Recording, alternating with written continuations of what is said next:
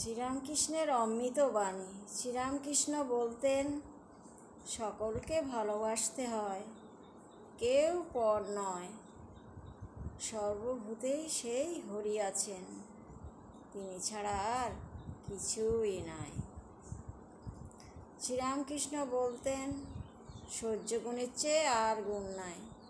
যে সয় সে রয়, যে না সয় সে নাশ হয়।